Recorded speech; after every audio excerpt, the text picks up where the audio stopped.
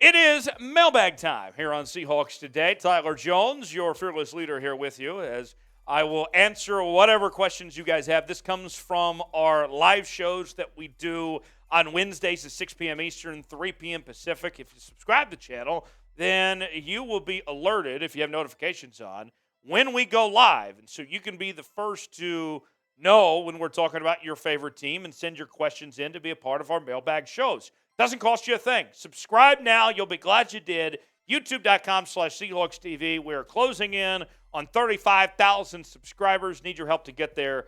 Subscribe now. You'll be glad you did. Elijah, checking in with a super chat of $5, says, how much farther do we think we can get next year? Great question, Elijah. To me, I look at it this way. I think when you factor in the draft picks the Seahawks are about to have this upcoming year, which is like 9 or 10 picks, okay, and the guys that are developing, and then the potential for moves that they could make, whether it be trades or free agency, the opportunity to better their roster with the way the rest of the NFC stacks up, I think the Seahawks, I don't think it's a hot take to say that they can be a top 3 team in the NFC next year. I think that's a realistic possibility. I think the Eagles are going to be good. I think the Niners are going to be good. And I think the Seahawks can be right there with those 3. Beyond that, let's just take it one step at a time. But I really like where this Seahawks team can go in 2023, Elijah. A $10 super chat from Kyle says, you keep saying we should dodge a quarterback in this year's draft because the next draft class is QB heavy. Do you think we are even going to be in a position like we are this year to get a good quarterback next year? Well, think about this. Whether it's the number 5 pick or the number 20 pick, there's always the possibility that you could trade that and get another pick next year. And then you have 2 picks next year, and then you could potentially move up in next year's draft to get the quarterback that you want on that front. So that's a possibility. Also, you could look at trading the future picks potentially to move up. So there's always ways to move up in the draft if there's a guy you like. I mean, you look at next year's class, Caleb Williams and Drake May, they would go above Bryce Young or C.J. Stroud in this year's draft if they were draft eligible. They are that much better. And then you add in guys like Quinn Ewers and some others there.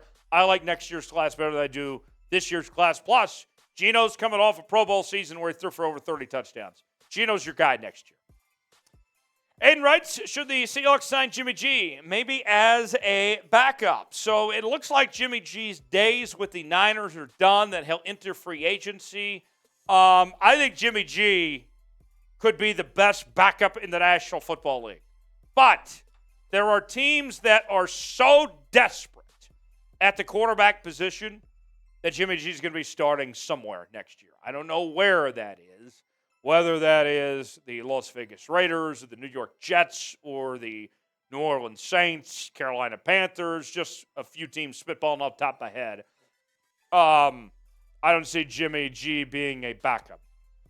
If you're the Seahawks, you like what you have in Geno Smith. You're not going to bench Geno to bring in Jimmy G. That doesn't make any sense. So if he's willing to be a backup, I'd be all ears about bringing in Jimmy G. But I don't think that's the case. I think somebody's going to sign Jimmy G to be their starter. You make the call here on Seahawks Today. Sign Jimmy G. You want to see him in a Seahawks uniform next year. If so, type S for sign. If not, type P for pass. They came awfully close last year to bringing in Jimmy G. Will they do it this time around? Let us know in the comments section. S for sign, P for pass. $5 super chat from Elijah says, Rashad Gary from the Packers. They might be in rebuild mode. Rashad Gary is an interesting proposition. And at the time of this taping on Wednesday, there was a report that came out that Aaron Rodgers was leaning towards coming back to Green Bay, and which would certainly make things interesting as far as the whole rebuild thing, because Aaron said that he didn't want to be a part of a rebuild, and so you would have to think that they were trying to contend at that point. Gary, terrific linebacker there for the Green Bay Packers. He's only 25 years old. I would think that a guy like Gary, it's going to be all dependent, even as a defensive player like Gary is. I think his future is actually probably dependent on what Aaron Rodgers' future is. If Aaron Rodgers is staying, then you keep guys like Gary around and try to build up a contending team. If Aaron Rodgers doesn't want to be there and you get the full-on rebuild, then guys like Gary could be on the chopping block to try to get draft capital and move forth. So it's not a bad idea at all. But at this point, we're kind of just playing the waiting game, see what Aaron Rodgers wants to do.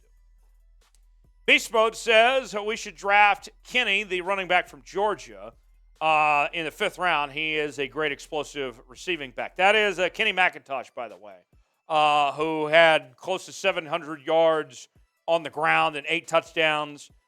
Kenny McIntosh was a really nice piece for the Georgia Bulldogs this past season. And I think one of the things that you like about Kenny McIntosh, considerably speaking, compared to other running backs in college football, is that he has somewhat fresh legs of some sorts by only having 123 carries. Remember, they had a nice rotation going, that Georgia Bulldog team, that he's not being worn out. We've seen some guys in the past that had great college careers, but they were overworked so much that they were held back a bit, where they didn't have much left when they got to the National Football League. Kenny McIntosh, still a very fresh player at this point, and you mentioned the receiving ability as well. Yeah, I'm not opposed to Kenny McIntosh at all.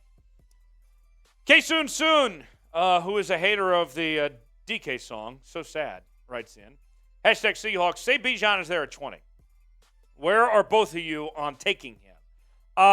Jeremy Chuggs, feel free to chime in on this if you want to as well. It's this question, I believe, is for both of us. Bijan, look, I'm not opposed to taking Bijan in the 1st round with being a generational talent like he is. He's the best running back in the draft since Saquon Barkley. But even then, the Seahawks have a lot of needs to cover, and you already have your running back in the future in Kenneth Walker. I don't think Bijan would be a bad pick, but I don't necessarily think that's the move I would be expecting Seattle to do when they have other things to take care of. And just like we had the question about McIntosh from Georgia, this draft is loaded at the running back position. I mean, you could even get the other Texas running back later in the 4th or 5th round, Roschon Johnson.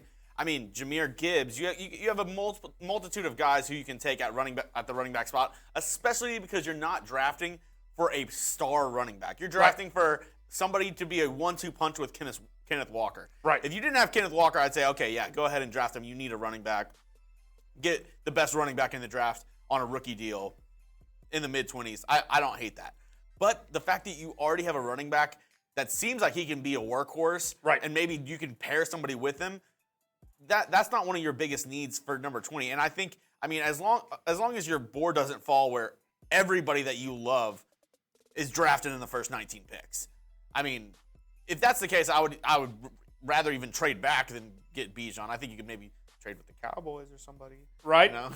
Get some good picks. Maybe. Yeah, or like we talked about earlier in the week, maybe this is a draft trade situation where a team like the Jags, you trade the pick. I don't know if they'd necessarily want Bijan with them having a pretty good running back themselves in Travis Etienne. Yeah. But just as an example there, like if a guy like, we can trade 20 and go get Josh Allen and somebody else can take Bijan potentially. Yeah. If Bijan's around, let's put it this way, Chugs, it gives you some power, some equity of some sorts where, you could take Bijan potentially, but you could trade out of that and get something for somebody that wants Bijan. So something to think about as far as that possibility goes. But thank you for the question there on the Super Chat there, Elijah. Moving on. We'll get to the next question here. What do you think Brooks will want next year? Elijah, thanks for the $5 Super Chat there. That's a very interesting question because Jordan Brooks torn ACL, right? And so we don't know when he's going to be back next year. He very well could miss all of next season as far as we're concerned because that injury happened so late in the season.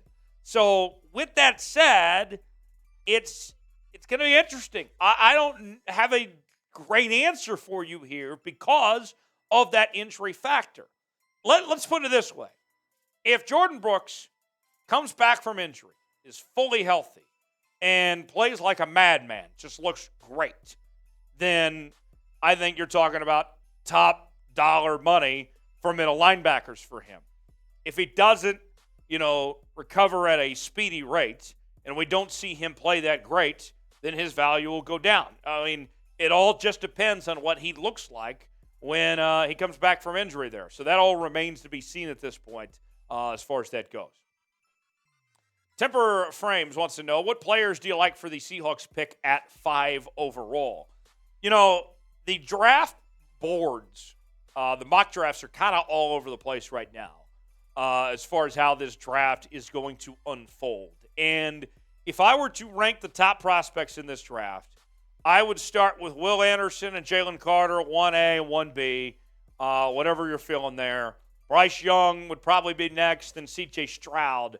And then you go with Tyree Wilson there as the next guy, that number 5 guy. And so if you're the Seahawks, I think you end up in a position where you're happy with one of those guys. I think the odds-on favorite, and I don't have any betting odds to verify this, but just guessing, would be Tyree Wilson at this point in time. If you said Tyler, you can put X number of dollars down of who the Seahawks pick at number 5 is going to be right now. My prediction would be Tyree Wilson. That's who I think they would choose if the draft were held today. What say you? If the draft were held today, if you were in the Seahawks war room, should the Seahawks draft Tyree Wilson at number 5? If you think they should, type Y for yes. If not, type in for no. Let me know which way you're feeling. Y for yes, in for no, if the Seahawks should draft Tyree Wilson at 5 or not.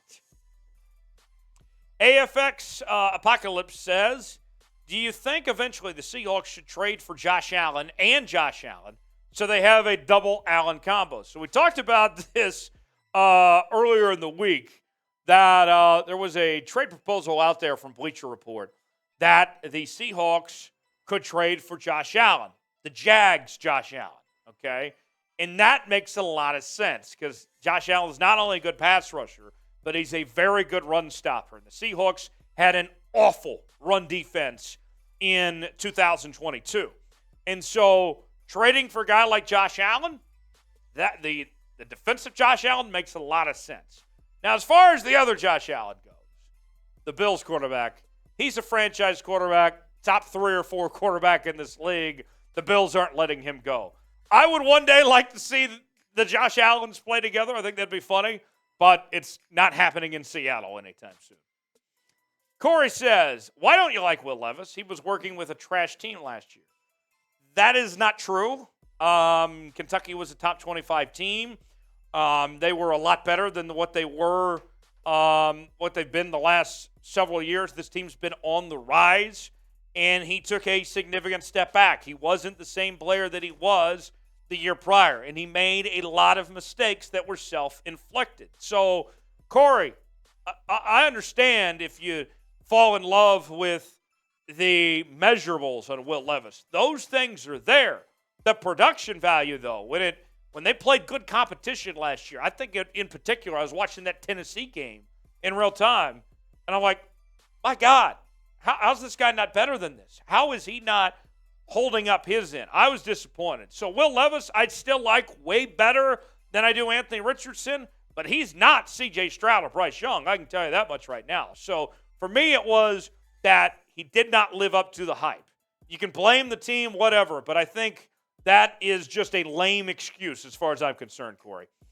You can follow me on social media, Twitter, the Gram, and on Facebook, where I'm hanging out with Zuck and Elon and the whole gang on all those social media platforms.